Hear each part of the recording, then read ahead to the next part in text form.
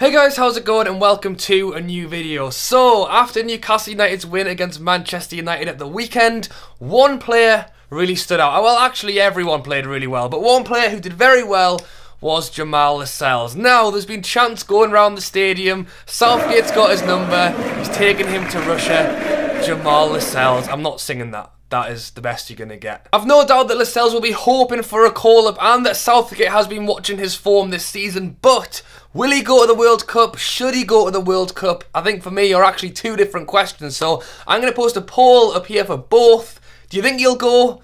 And should he go? There's no doubt for me, getting to see Lascelles play week in, week out, that he is one of the most in-form English centre-backs at the moment. But after Southgate being in the job for over a year and around 3 or 4 months, is he going to make the bold decision to take players that he hasn't been using in the qualifiers and the friendlies so far? My biggest problem with England, not so much recently, because I sometimes wonder whether half the players we have are actually good enough to be in the squad, but in times quite often managers are too scared to pull something out of the bag that maybe isn't considered public opinion or normal. They always tend to go with the same players every time. It hasn't worked so far, so whether Southgate's going to be brave enough to make a decision like this, I don't know. Let's have a look at some of the centre-backs that have featured in his reign so far, and whether Lascelles could take one of their places. Now, I'm not going to sit here and slag off all of the England defenders, because actually I like some of them, but there is a couple in there that maybe, I don't know. I mean, Jordan Henderson is obviously the captain, which I suppose is he the, I don't know. It might change by the time we get to the World Cup, but Gary Cahill, he's not having the greatest of seasons at Chelsea, let's be honest. I mean, they've lost a few games recently where he hasn't played very well. I actually think he's missing John Terry. I thought the pair of them were a good pairing.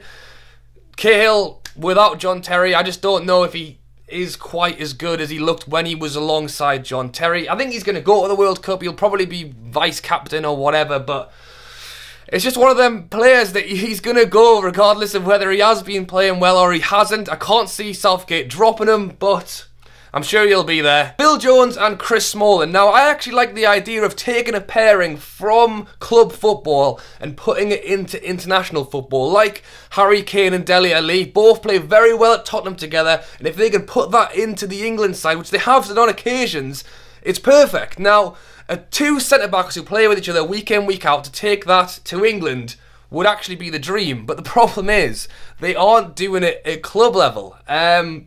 Example, the Newcastle game, they didn't have a great game, and I honestly think that for the sake of Man United, they need to play them separately. Play Smalling with whoever, play Jones with whoever.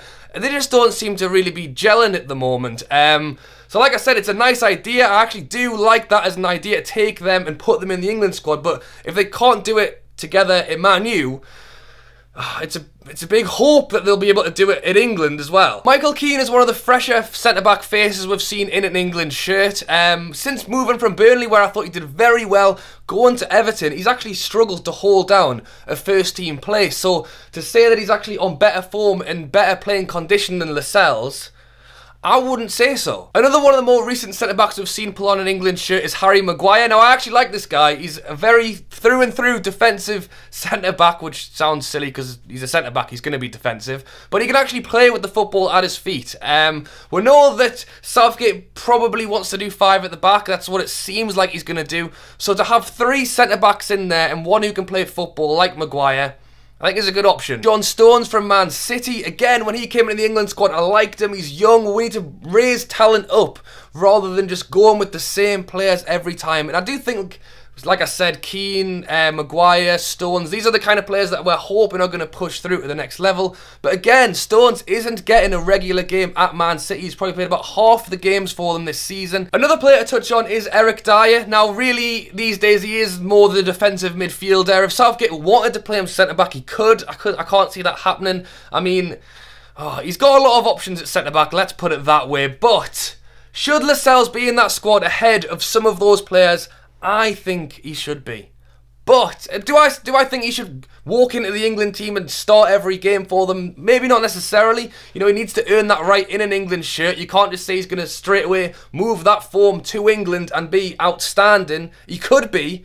But to say that some of those players who have barely even played half the season for their current Premier League team to now just go and play amazingly at the World Cup, it's almost the same, because if you haven't seen them all season, you can't just put that into international football. Now, I said at the start it was two different questions. I've already answered the one if I think he should go to the World Cup, and yeah, I do.